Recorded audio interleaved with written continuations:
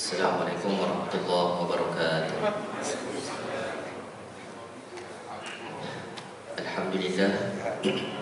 Innal hamdalillah nahmaduhu wa nasta'inuhu wa nastahdihi wa nastaghfiruh. Wa na'udzu billahi min shururi anfusina wa sayyiati a'malina. Man yahdihillahu fala mudilla lahu wa man yudlil fala hadiya lahu. Asyhadu an la ilaha illallah wahdahu la syarika lah wa asyhadu anna Muhammadan 'abduhu wa rasuluh. Ya ayyuhalladzina amanu taqullaha haqqa tuqatih wa la tamutunna illa wa antum muslimun. Ya ayyuhan nasu taqu rabbakumul ladzi khalaqakum min nafsin wahidah wa khalaqa minha zawjaha wa batha minhuma rijalan katsiran wa nisaa'a. واتقوا الله الذي تساءلون به والأرحام إن الله كان عليكم رقيبا. يا أيها الذين آمنوا اتقوا الله وقولوا قولا سديدا يصلح لكم أعمالكم ويغفر لكم ذنوبكم ومن يطع الله ورسوله فقد فاز فوزا عظيما. Alhamdulillah, syukur pada Allah Subhanahu wa taala. Dengan rahmat kasih sayang Allah Subhanahu wa taala, Allah bagi kita lagi umur pada pagi ini, kurniakan kesihatan, beri kita masa lapang, beri kita taufik hidayah, dapat solat berjemaah, solat subuh berjemaah. Seterusnya kita beriktikaf sehingga terbitnya matahari. Mudah-mudahan semua amalan ini Allah berikan ganjaran pahala yang besar bagi kita, rahmat, insya-Allah. Baik, jadi pagi ini sambung pengajian daripada kitab Adab-Adab dalam Islam, Mawsu'atul Adabil Islamiyah, himpunan adab-adab dalam Islam. Baik, jadi pada pertemuan yang terakhir, pada pertemuan yang lepas, saya kongsikan berkenaan dengan bab adab-adab berjihad fi sabilillah. Adab jihad fi sabilillah. Masih lagi dalam adab, dalam tajuk jihad fi sabilillah. Ya. Jadi sepatutnya yang membicarakan bab tajuk berjihad ni orang yang pernah berjihad fi sabilillah. Tapi saya pun tak pernah berjihad. Namun begitu, saya kongsilah juga apa yang telah ditulis di dalam kitab ni, yang telah dikongsikan oleh penulis ini. Baik. Jadi kita sekarang ni berada pada fasa-fasa akhir zaman. Fasa akhir zaman. Kenapa dikatakan akhir zaman? Akhir zaman ni bermula daripada kelahiran Rasulullah sallallahu alaihi wasallam. Akhir zaman. Lahirnya Nabi terakhir itu dah tanda-tanda akhir zaman. Kemudian selepas kewafatan Rasulullah dah berlaku dah akhir zaman. Pada zaman Rasulullah sallallahu alaihi wasallam, Nabi kata wailul lil a'rab, celakalah orang Arab. Sahabat tanya, kenapa ya Rasulullah? Pada hari ini lubang Ya'juj dan Ma'juj sudah terbuka sebesar ini. Nabi tunjuk besar lubang jari dia. Maknanya pada zaman Rasulullah dah terbuka besar ni. Bila wafat Rasulullah dah besar mana dah? Bila matinya Rasulullah. Boleh jadi sejengkal, boleh jadi sedepa. Kemudian beberapa ratus tahun, sekarang dah 1500 tahun, boleh jadi dah keluar dah pun, ataupun tak keluar lagi, wallahu a'lam. Tapi pada zaman Rasulullah dah terbuka. Dan kata Rasulullah, celakalah orang Arab. Sekarang nampak tak kecelakaan yang berlaku kepada orang Arab? Dah nampak dah kecelakaan berlaku sejak jatuhnya zaman kerajaan Uthmaniyah, kan? Kerajaan khalifah yang terakhir umat Islam 100 tahun lepas, 1920 lebih kurang macam tu. Maka negara-negara Islam ni, negara Islam yang bersatu di bawah satu khalifah, sudah berpecah menjadi beberapa negara kecil, dan orang Arab ada yang bergaduh, dan Barat dah masuk, Iraq dah hancur, Afghanistan, Amerika dah masuk semua, kemudian diberi semula Libya, dan macam-macam negara lagi, Syria, ya, macam-macam negara Arab ramai dah tak kuat dah hancur. Jadi tinggal beberapa negara Arab yang masih lagi bertahan. Antaranya Arab Saudi, Jordan, mana-mana negara lah. Ya. Jadi dah nampak dah ciri-ciri seperti mana yang disebutkan oleh Rasulullah sallallahu alaihi wasallam. Kemudian tuan-tuan, ada satu hadis Rasulullah sallallahu alaihi wasallam. Rasulullah sallallahu alaihi wasallam ni dia mendoakan keberkatan kepada negara-negara, antaranya negara Syam. Ya Allah, berilah keberkatan kepada negeri kami Syam. Rasulullah doa beberapa kali, kepada Yaman beberapa kali. Ya. Syam ni di mana? Syam ni di Palestin, di bahagian atas kepada Madinah. Masa Nabi berdoa tu, Nabi berada di Madinah. Ya, atas Madinah maksudnya di Palestin, di Jordan, di bahagian atas tu. Boleh jadi Lebanon, beberapa negara. Di Yaman Mina, berkatilah di Yaman kami. Yaman di bawah Yaman yang sekarang sedang berperang. Kemudian sahabat tanya, ya Rasulullah, doalah juga pada Najd kami. Najd. Sahabat ulang 3 kali, maka Nabi tak doa kepada Najd. Nabi kata, di sanalah muncul kegoncangan dan fitnah, dan di situlah munculnya tanduk syaitan. Hadis riwayat Imam Bukhari. Ya. Jadi di manakah Najd? Najd ni di arah timur. Nabi tunjuk di arah timur, Nabi berada di Madinah. Ya, Nabi berada di Madinah, Nabi tunjuk di arah timur. Jadi kalau tengok peta sekarang, zaman dulu tak adalah map macam map Google sekarang. Bila kita tengok peta sekarang, kita ambil garisan daripada Madinah, garisan lurus timur ni daripada Madinah adalah antaranya Riyadh. Riyadh. Kemudian seterusnya pergi lagi kota Iraq. Kalau Iraq atas sikit, dan sana-sana tuan-tuan boleh tengok. Jadi yang nampak sangat kegoncangan yang berlaku adalah di Riyadh. Riyadh, kegoncangan apa? Kegoncangan antaranya adalah kegoncangan Riyadh ni macam mana? Riyadh kan sekarang dah banyak konsert-konsert yang berlaku di sana, kan, konsert-konsert. Muhammad bin Salman, raja sekarang ni, dia menjemput artis-artis luar negara. Aurat memang bebas dah, ya. Gay, lesbian bebas dah, arti-arti luar sana. Jadi kegoncangan yang macam mana?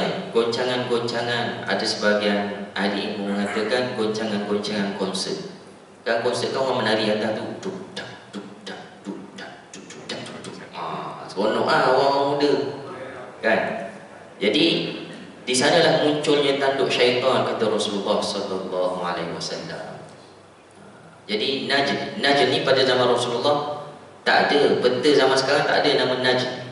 Tapi ulama membahaskan Najd ni adalah tanah tinggi. Orang-orang Arab di sana dia faham kalau Najd ni tanah tinggi. Tanah tinggi di mana? Ulama-ulama ada sebagian mengatakan tanah tinggi di situ adalah di Iraq sekarang. Tapi kalau tuan-tuan buka Google Map, tanah tinggi, kalau tengok tanah-tanah tinggi di negara Arab, Iraq ni tak tinggi mana? Dia 600 meter je daripada aras laut. Tanah tinggi yang sebenar-benar tinggi adalah di Yaman dan juga di Riyadh sekarang ni. Dia 1200 ataupun 2000 meter ke atas, lebih tinggi. Ya, dah nampak dah hadis-hadis daripada Rasulullah sallallahu alaihi wasallam, timbul sedikit demi sedikit. Boleh jadi inilah masanya, zamannya yang disebut oleh Rasulullah sallallahu alaihi wasallam. Jadi apa yang perlu kita buat?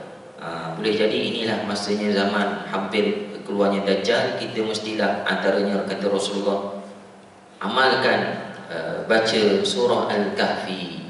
Ya, surah Al-Kahfi semalam 2 hari lepas hari Jumaat, tuan-tuan baca tak surah Kahfi? Baca surah Al-Kahfi. Kalau boleh habis satu surah. Kalau tak boleh habis satu surah, bacalah awal dan akhir surah Al-Kahfi. Ya, awal dan akhir surah Al-Kahfi setiap hari baca. 5 ayat awal, kata Rasulullah, 10 ayat daripada surah Kahfi. Tapi Rasulullah tak sebut 10 ayat tersebut awal ke akhir, tapi ulama membahaskan pilihlah awal dan akhir. Boleh jadi 5 awal, 5 akhir. Ya. Jadi baca surah Al-Kahfi. Dan surah Al-Kahfi, kata Rasulullah sallallahu alaihi wasallam, siapa membaca surah Kahfi pada hari Jumaat, diberikan cahaya sampai Jumaat depan. Dan cahaya itu antara maksudnya adalah perlindungan. Kalau kita ni nak ditimpa kegelapan, orang nak sesatkan kita, tapi Allah suluh dengan cahaya, maka kita tak akan disesatkan oleh sesiapa pun, sebab Allah jaga kita. Sebab Dajjal ni dia nak menyesatkan orang. nak suruh orang lari daripada agama, maka bila kita baca surah Al-Kahfi, insya-Allah kita terselamat akidah kita. Bacalah, suruh anak-anak kita baca sama-sama awal dan akhir surah Al-Kahfi setiap hari. Kemudian baca doa Rasulullah ajar, Allahumma inni a'udzubika min fitnatil masiihid dajjal. Setiap kali selepas tahiyat sebelum salam boleh baca, ya. Itu yang diajar oleh Rasulullah sallallahu alaihi wasallam. Baik. Kemudian dalam hadis yang lain Nabi kata, umatku nanti di akhir zaman terbahagi kepada tiga golongan. Puak daripada Yaman, kumpulan daripada Syam, dan kumpulan daripada Iraq. Yaman, Syam, Iraq. Maka sahabat tanya, Rasulullah, kalau aku berada pada zaman tersebut, puak mana yang aku kena ikut? Pilihlah kamu daripada Syam. Ya, puak-puak ni maksudnya tentera. Ya, tentera daripada Yaman, tentera daripada Syam. Syam ni daripada Palestin, Arab, Adalah, Jordan dan sebagainya. Daripada Iraq. Iraq ni mungkin daripada Afghanistan ke mana, kan?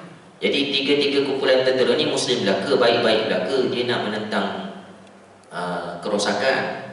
Tetapi kata Rasulullah, yang paling baik pilihlah daripada Syam. Syam ni boleh jadi, Syam ni ataslah Palestin, Jordan dan sebagainya. Sekarang tentera pertama dah nampak timbul dah, iaitu Yaman. Nampak sangat Amerika nak serang Yaman. Di bahagian atas Syam lagi belum keluar.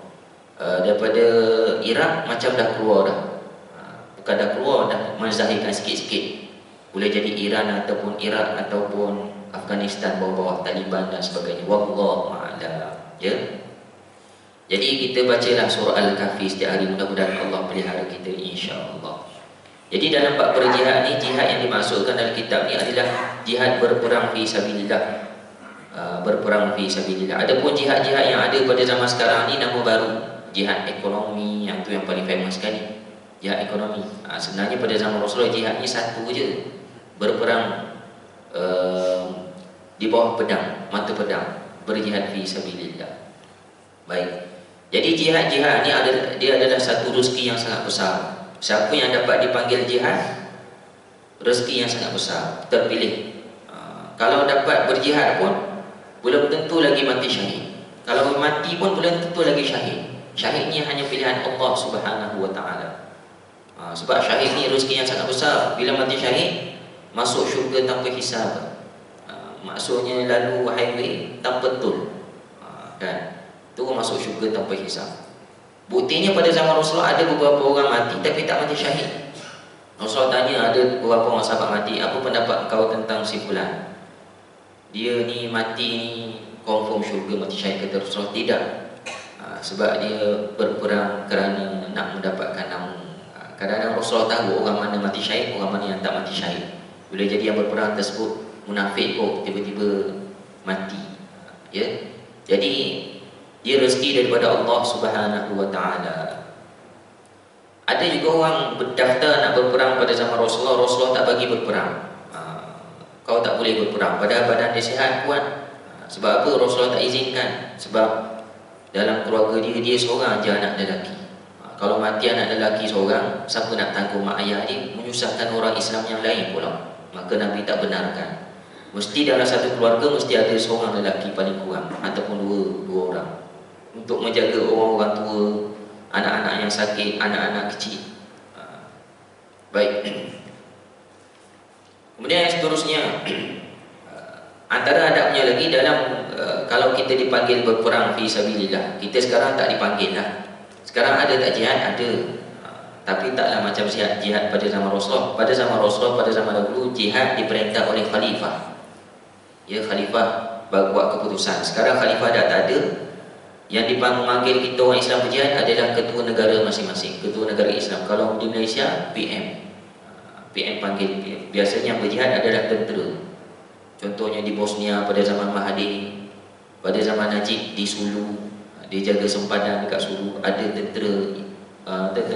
tentera Malaysia yang mati. Kalau dia betul-betul menjaga ikhlas kerana Allah, boleh jadi mati dia adalah mati syahid. Itu pun dikira berjihad. Berjihad fi sabilillah. Jadi bila ketua negara memanggil kita, sampai satu tahap boleh jadi dipanggil semua. Macam Perang Dunia Kedua. Perang Dunia Kedua, orang-orang muda di beberapa negara memang direkrut, dilatih untuk berperang, dipanggil tu berperang. Ya, budak-budak muda dalam kampung kena hantar surat, kena pergi perang. Tak pandai berperang pun pergi, latih 2-3 bulan, kemudian perang terus. Macam perang paksa. Kita pun tak tahu. Saya pun ustaz mengajar, tiba-tiba kena panggil satu hari nanti. Wallahualam, takut juga kan. Kalau dah diperintah oleh ketua negara, wajiblah. Kalau tak pergi, berdosa. Sekarang ada sikit-sikit dibuat macam mana? Latihan khidmat negara, PLKN. Itu program. Tapi sampai satu tahap, kalau dah diwajibkan, dipanggil anak muda. Bila kita dipanggil, ketahuilah bila kita pergi tersebut adalah kita dipanggil oleh pemerintah, dikira berjihad. Maka yang antaranya sebelum kita pergi, hendaklah bertaubat. Bertaubat sebab berjihad fisabilillah ni rezeki yang sangat besar. Allah bagi rezeki yang sangat besar, syahid, dan pahala ni adalah kepada orang yang tak ada dosa. Jadi cara nak hilangkan dosa adalah bertaubat kepada Allah Subhanahu Wa Taala. Jadi antara seumpama perang ni adalah haji. Siapa yang dapat pergi panggilan haji kan? Haji ni besar pahala tuan-tuan. Lagi-lagi kalau dapat haji makbul kan? Haji, Allah terima haji dia. Jadi kalau Allah nak terima haji dia, dia kena bertaubat dahulu sebelum pergi. Bertaubat di Malaysia. Taubat daripada segala dosa kan? Bertaubat, ya Allah, ampunlah dosaku ya Allah, mudahkanlah aku pergi haji. Hari-hari datang masjid surau. Daripada Malaysia dia dah mula beramal ibadah. Sampai di sana insya-Allah haji dia haji mabrur. Masya-Allah. Tapi tak apalah, relax dulu, makan-makan dulu, relax dulu. Sampai sana aku taubat lah. Tengok-tengok sampai sana tawaf pasar raya je. Tak buat ibadah mana. Risau tuan-tuan. Jadi adabnya sebelum kita buat kerja yang besar, yang kalau Allah nak bagi rezeki yang besar, hendaklah kita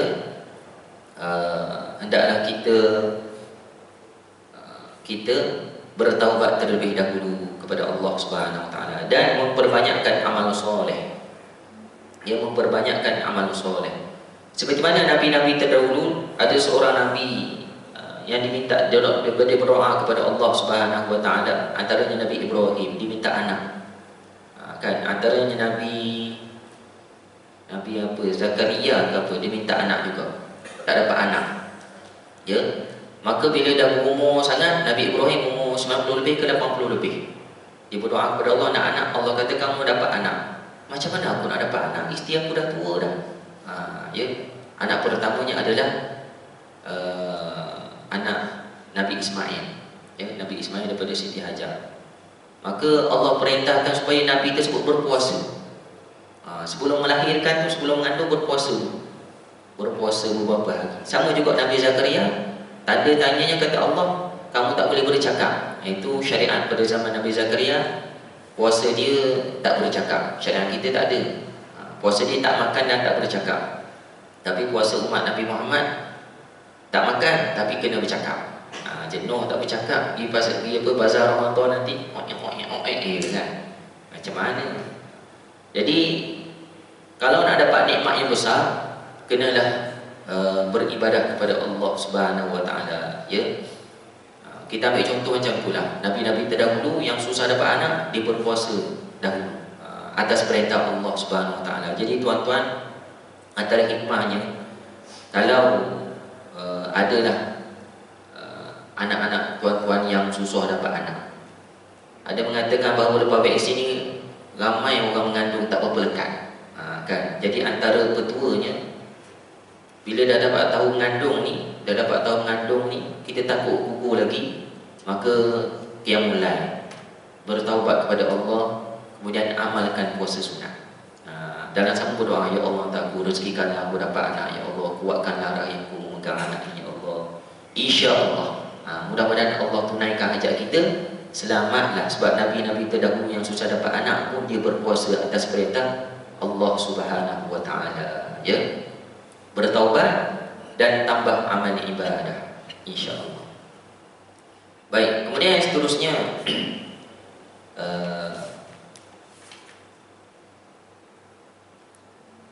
bersedia dengan segala kelengkapan. Kemudian mengikut contoh Nabi SAW. Nabi berperang, Nabi dia ada tipu hilah dalam berperang. Sabda Rasul, al-harbu khada'ah, perang itu adalah tipu muslihat, kata Rasulullah SAW. Kalau Nabi nak berperang, Nabi tak bagi tahu bila. Nabi bagi tahu sahabat, bersedialah kamu, tak lama lagi kita berperang. Maka sahabat pun standby, balik rumah asah pedang, kemudian siapkan baju, kumpul duit, latih kuda bersih. Tapi tak tahu bila. Dan Nabi tak bagi tahu di mana. Kemudian selang beberapa hari atau beberapa minggu lepas solat subuh, Nabi kata, ataupun lepas solat isyak, esok pagi kita bertolak berperang. Sahabat tak terkejut dah. Sahabat dah bagi signal. Kerana Nabi dah bagi signal awal-awal sebelum tu lagi. Ya. Jadi ini cara Rasulullah SAW. Kalau Nabi bagi tahu awal, nanti akan ada mata-mata. Dia bagi tahu kita nak perang bulan depan, Februari contohlah. Kita nak serang Mekah. Nanti adalah orang akan sampai maklumat ke Mekah. Zaman sekarang kalau bagi tahu lagi lah macam tu, WhatsApp je sampai terus. Bersedia lah Mekah. Jadi itu teknik Rasulullah sallallahu alaihi wasallam. Kemudian yang seterusnya antaranya lagi berdoa, antaranya lagi banyakkan berzikir kepada Allah Subhanahu wa taala ketika berperang. Allah berfirman dalam surah Al-Anfal ayat 45. A'udzubillahi minasyaitonir rajim. Ya ayyuhalladzina amanu idza laqitum fi'atan fathbutu wadhkurullaha katsiran la'allakum tuflihun. Wahai orang beriman, apabila kamu bertemu pasukan musuh, maka berteguh hatilah dan sebutlah nama Allah sebanyak-banyaknya supaya kamu beruntung. Jadi kena banyakkan berzikir kepada Allah Subhanahu wa taala, zikir. Ya, zikir ni ada beberapa cara lah. Pertama zikir hati, kedua zikir lisan, dan zikir yang terbagus sekali hati dan lisan digabung sekali. Ada orang zikir hati kan dengar ustaz mengajar, ya Allah, betul lah, betul, contohlah, itu zikir hati. Ada orang zikir lisan, subhanallah, subhanallah, subhanallah, subhanallah, subhanallah, subhanallah, pegang tasbih ni kan, tapi tangan pegang telefon, subhanallah, subhanallah, baca WhatsApp ke, itu zikir lisan, tak sampai ke hati. Tapi yang bagus zikir hati campur lisan, subhanallah, subhanallah, subhanallah. Mulut berzikir, hati pun dia berzikir. Ya, ada orang zikir lisan saja tapi tangan buat kerja lain, kan? Jadi macam tu. Baik. Dan zikir yang terbaik adalah zikir zikir daripada hadis Rasul, daripada lafaz Rasulullah sendiri yang ajar. Subhanallah, alhamdulillah, la ilaha illallah, Allahu akbar. Itu memang zikir daripada Nabi sallallahu alaihi wasallam. Apa lagi zikir daripada Rasulullah? La haula wala quwwata illa billah, astaghfirullah, inna lillahi wa inna ilaihi raji'un. Apa-apa sajalah yang daripada Nabi sallallahu alaihi wasallam. Ada tak zikir daripada yang bukan daripada Nabi tapi orang selalu sebut? Ada, tuan-tuan. Orang selalu sebut. Adakah berpahala?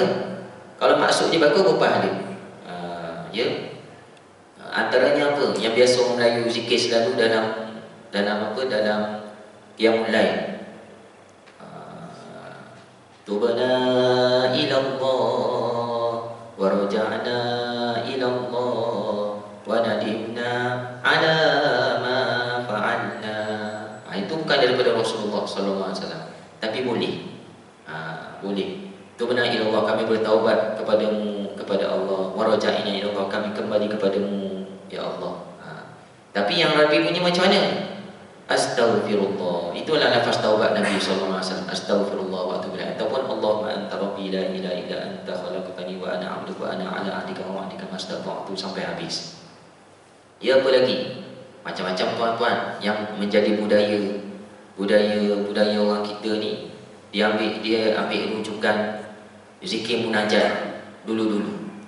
Sekarang dah kurang sikit. Dulu-dulu orang Melayu dia asal je qiyamul lail mesti zikir munajat. Zikir munajat mesti lagu yang sama yang tu. Yang Badrul Amin tu yang buat. Kan Ustaz Badrul Amin yang tu je. Ya.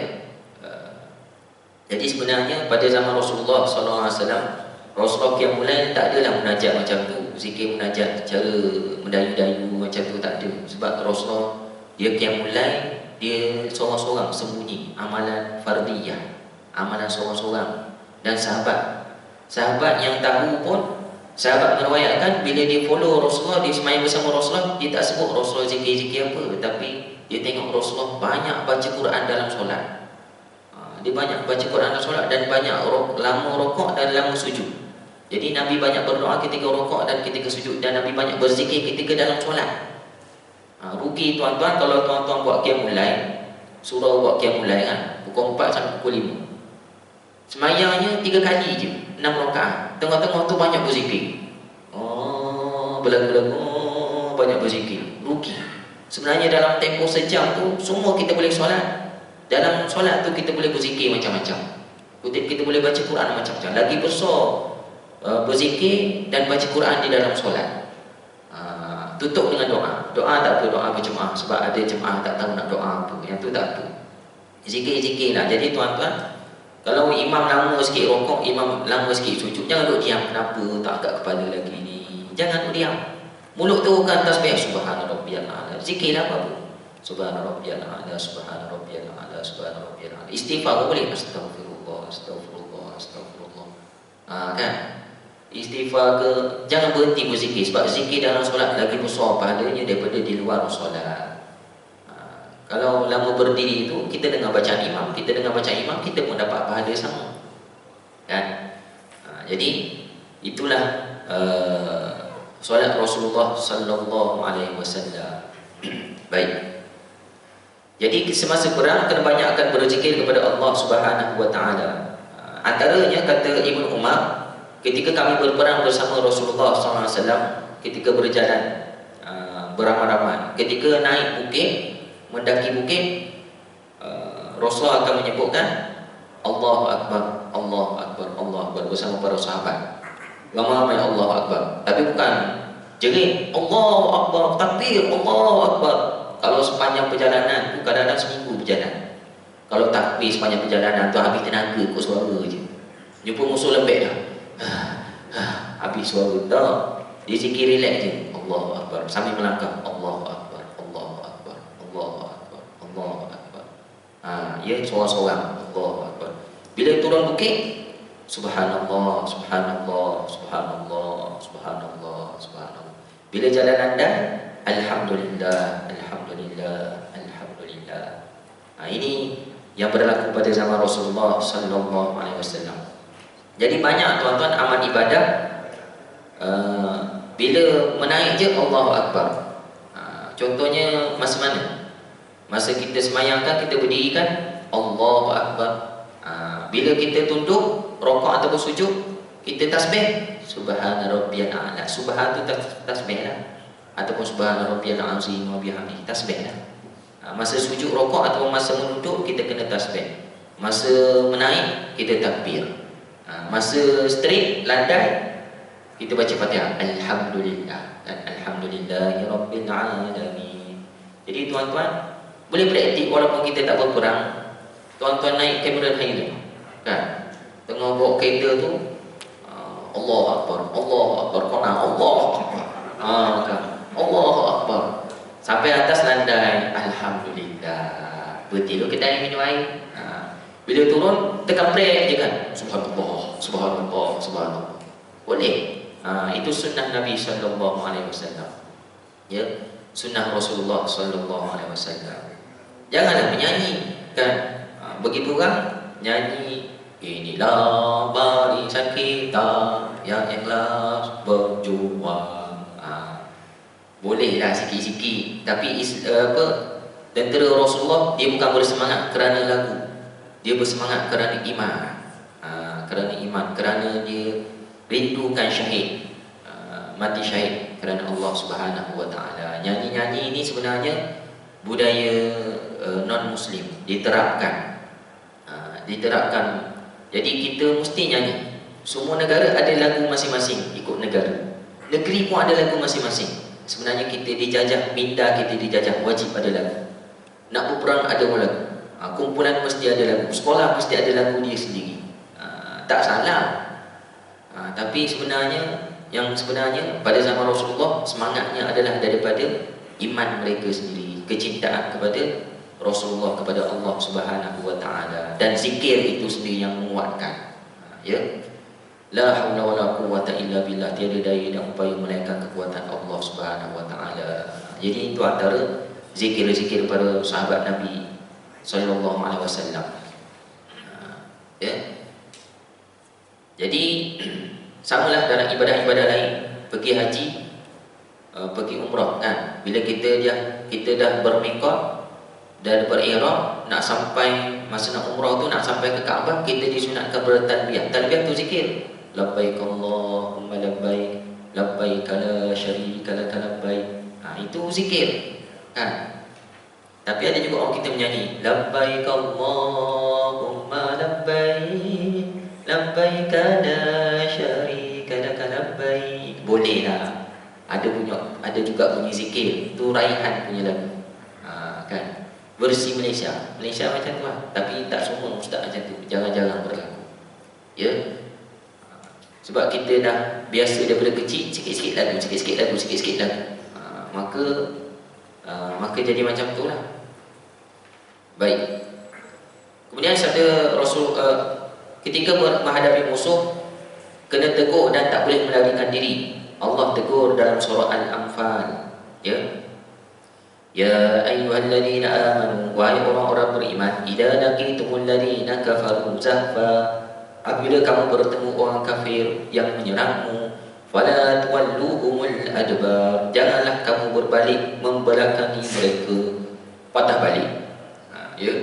Wa may yuwallihim yawma idzin duburahu illa mutaharrifan liqitalin aw mutahayyizan ila fi'atin faqad ba'a bi ghadabin minallahi wa ma'wahu jahannam wa bi'sal masir. Dan sesiapa berundur pada waktu itu, kecuali dia berundur kerana nak siasat perang, hendaklah dia menggabungkan diri dengan pasukan lain, maka sesungguhnya dia kembali dengan membawa kemurkaan Allah, dan tempatnya ialah neraka jahanam, seburuk-buruk tempat kembali. Kalau dia patah balik melarikan diri, dosa besar. Rupa-rupanya pada zaman Rasulullah, zaman sekarang pun sama lah. Kalau berperang, dia berundur melarikan diri, dia telah melakukan dosa besar. Jadi bila berperang, sama ada menang ataupun kalah ataupun mati syahid. Menanglah, dapat harta rampasan perang, balik menang. Kalah macam masa perang Uhud kalah. Umat Islam kalah. Ya. 70 orang Islam mati syahid. Rasulullah cedera. Gigi Rasulullah patah, pipi Rasulullah tercucuk besi. Sahabat-sahabat lain macam-macam kecederaan ataupun mati syahid. Tapi kalau patah balik takut, maka dosa dia dosa besar. Ya, sabda Rasulullah sallallahu alaihi wasallam dalam sebuah hadis, ijtanibus sab'al mubiqat, jauhilah kamu 7 dosa besar. Qila ya Rasulullah wa ma kunna, wahai Rasul, apa dia 7 tu? Qala, jawab Rasulullah, asyirku billah, yang pertama syirik. Yang kedua sihir. Yang ketiga waqatul nafsil lati haramallahu illa bil haqq. Yang ketiga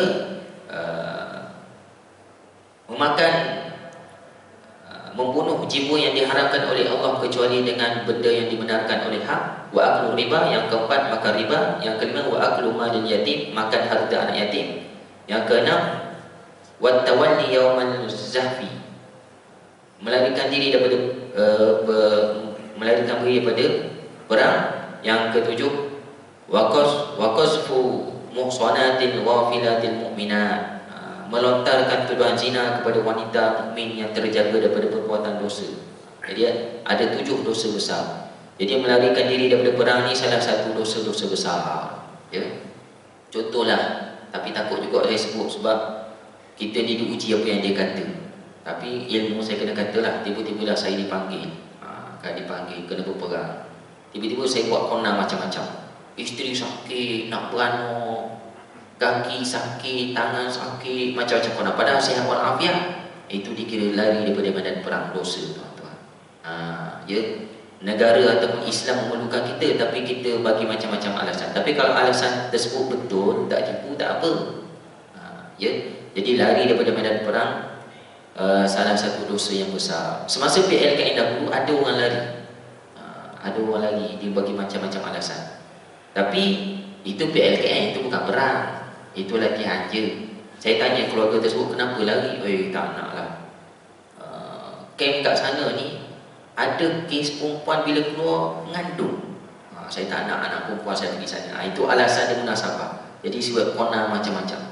Dia dengan kata pergaulan bebas. Tapi camp kat sini bagus pula. Anak saya tak dapat yang camp bagus ni. Boleh jadi ada ustaz yang jaga sana. Ya. Wallahualam. Sekarang saya tak tahu macam mana lah cerita ni. Jadi rupanya lari daripada medan perang ni adalah salah satu dosa besar. Baik. Kemudian yang seterusnya, sabda Rasulullah sallallahu alaihi wasallam, khairus sahabah arba'ah, sebaik-baik sahabatnya ada 4. Sebab itulah sahabat Nabi yang paling rapat. Sahabat Nabi ramai beribu, tapi yang nama dia sangat famous, Abu Bakar, Umar, Uthman, Ali. Paling rapat daripada Rasulullah kecil, daripada Rasulullah muda lagi. Wa khairus saraya arba'umiyah, sebaik-baik Saroya ni satu gerakan perang kecil, adalah 400 ahli. Wa khairul juyush arba'atu alaf, dan sebaik-baik tentera 4,000 orang tentera. Wa lan yablughal isna asyara alfan min qillah, dan 12,000 orang tentera tidak akan dikalahkan kerana jumlahnya sikit. Jadi dalam Rasulullah SAW ni, dalam hayat Rasulullah SAW ada 38 ekspedisi perang pada zaman Rasulullah, saroya perang pada zaman Rasulullah SAW. 38 ekspedisi, 28 daripadanya adalah ghazwah, perang besar. 38 tu yang kecil-kecil. Macam perang Badar ni saroya namanya, ada 300 orang di bawah 400. Ni gerakan kecil. Perang besar macam perang Badar, perang Khandaq, 28 yang perang besar. Daripada 28 tu kata para ulama, 28 perang besar tersebut hanya 9 je yang perang sebenar-benarnya perang. Baki lagi 28 tolak 9, 19 kan. 19 lagi mereka semua menyerah diri. Bawa gerak ramai-ramai sampai dekat negeri tersebut surrender. Kami menyerah diri ya Rasulullah. Rasulullah masuk. Ada yang masuk Islam, ada yang tak nak masuk Islam tapi kena bayar cukai. Kena bayar cukai, kena mengikut undang-undang Islam dalam negeri tersebut. Jadi 9 daripada perang besar tersebut, satunya mana? Sebab Rasulullah join 10 perang. Satunya adalah perang Badar, Saroya. Jadi tuan-tuan, ini yang berlaku pada zaman Rasulullah SAW. Rasulullah umur 53 tahun sampai 63 tahun masih lagi berperang dalam umur tersebut. 50 lebih tuan-tuan, 60 pencen dah tu. Pencen pun masih lagi berperang. Maknanya Rasulullah sihat tu badan. 50 lebih, 55 sihat lagi badan. Ya. Orang sihat, tak ada penyakit. Ya, maknanya Rasulullah SAW jaga makan. Baik. Kemudian yang terakhir sekali saya kongsi pagi ini, bertawakal kepada Allah Subhanahu wa taala. In yansurukumullah fala ghaliba lakum wa in yakhzulkum faman zal ladzi yansurukum min ba'dihi wa 'ala Allahi falyatawakkalul mu'minun. Surah Ali Imran ayat 160. Jika Allah menolong kamu, maka tidak ada yang dapat mengalahkanmu. Tetapi jika Allah membiarkanmu, tidak memberi pertolongan, maka siapa yang dapat menolongmu selepas itu? Kerana itulah hendaklah Allah saja tempat kamu bertawakal. Ya. Jadi bila kita buat kerja-kerja macam tu, setelah berusaha, macam perang ni, setelah berusaha, berlatih, kemudian berstandby baju perang, semualah, kuda semua dah siap, apa semua dah pandai berpedang, apa semua. Jangan yakin sangat dengan kehebatan kita ni. Last kali kita bertawakal, doa, mudahkanlah urusanku ya Allah. Berzikir, berdoa, ya Allah berikanlah aku kemenangan ya Allah. Bertawakal, serah pada Allah. Jadi kalau kita nak praktikkan macam mana dalam ibadah haji, ibadah umrah ni tuan-tuan, ibadah haji ke apa-apalah yang besar-besar ni, kita dah usaha sebaiknya, kemudian kita doa kepada Allah, minta supaya dimudahkan urusan. Saya banyak kalilah umrah, macam-macam pengalaman. Tapi ada satu umrah tu saya pergi tu dekat Mekah sakit perut. kat Mekah. Setiap hari sakit perut, setiap hari muntah. Allah uji saya, kan? Padahal masa tu pula saya fikir sebelum pergi umrah, saya kata sebab saya pergi dengan isteri. Beres ni pergi umrah kali ni aku tak jadi mutawif, relax sikit relax sikit, pergi dengan isteri, temani isteri, tak jadi mutawif. Mudahlah lepas ni. Pergi-pergi masa di Mekah sakit perut apa semua. Bila saya muhasabah diri balik, rupanya boleh jadi saya terlalu yakin dengan diri, dan tak berdoa minta dimudahkan urusan, tak berdoa dimudahkan urusan. Ya, yakin diri. Kita tak boleh yakin diri, kita kena berdoa, bertawakal kepada Allah SWT. Walaupun saya muntah dan sakit perut, tapi lepas muntah tu tengah hari ke atas tu sihatlah. Pagi je sampai tengah hari muntah. Sampai tengah hari muntah. Petang tu sihat, pergi masjid hari-hari. Bila muhasabah diri, boleh jadi tak berdoa dan tak benar-benar bertawakal kepada Allah. Kemudian tahun lepas saya pergi balik, bulan 12. Yang saya muntah tu tahun sebelum tu, 2022. Tahun lepas saya pergi balik, saya telefon mak tolong doa, nak pergi umrah, tolong bagi itu. Saya pun praktikkan lah apa yang dalam kitab ni. Kita amal soleh, bertaubat, doa pada Allah. Sebelum buat ibadah besar-besar ni, bertaubat dan beramal soleh. Bila pergi tuan-tuan, kali ni memang semuanya mudah berlaku. Jemaah baik, dengar kata, semua mudah. Polis-polis semua bagi laluan apa semua, beres berlaku. Jemaah siap bagi duit banyak pula pada saya. Tak pernah terfikir bagi macam tu. Ini berkat daripada kita berdoa kepada Allah Subhanahu wa taala. Jadi jangan terlalu yakin dengan diri kita. Dan jangan bergantung selain daripada Allah. Contohnya di sini orang bergantung kepada tangkal. Bergantung kepada tangkal. Oh beres ni, ada tangkal ni, kita menang kali ni, tak boleh. Oh beres ni, ada tentera Malaysia, beres tentera Malaysia tentera terbaik di dunia sebab dia pandai selok belok dalam hutan, beres, tak boleh. Tak boleh yakin dengan makhluk, tuan-tuan. Beres sebab kita dah berlatih, kita dah banyak latihan, jangan. Ya, kita hanya bergantung harap kepada Allah Subhanahu wa taala. Dan sebab itulah Rasulullah ajar kita bila keluar rumah, kita baca apa? Bismillahirrahmanirrahim, ala Allah wala haula wala quwwata illa billah. Allah jaga rumah kita, Allah jaga keluarga kita.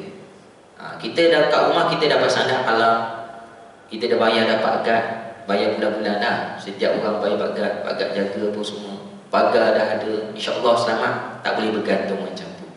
Kita keluar rumah, kita bacalah bismillah, tawakkaltu ala Allah wala haula wala quwwata illa billah. Itu yang diajar oleh Rasulullah sallallahu alaihi wasallam.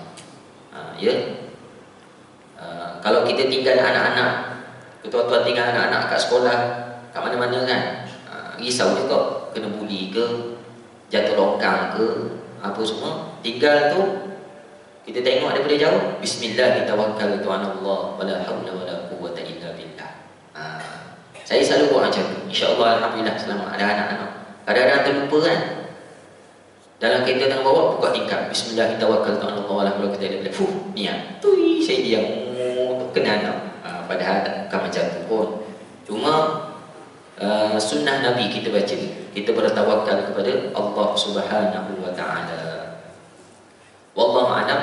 Cukup sekadar ini, mudah-mudahan dapat manfaat yang baik. Kita amalkan kongsi-kongsi daripada Allah Subhanahu wa taala. Yang kurang lemah saya mohon maaf, kita tangguh dengan tasbih kafarah. Subhanakallahumma bihamdika asyhadu an la ilaha illa anta astaghfiruka wa atubu ilaik. Assalamualaikum warahmatullahi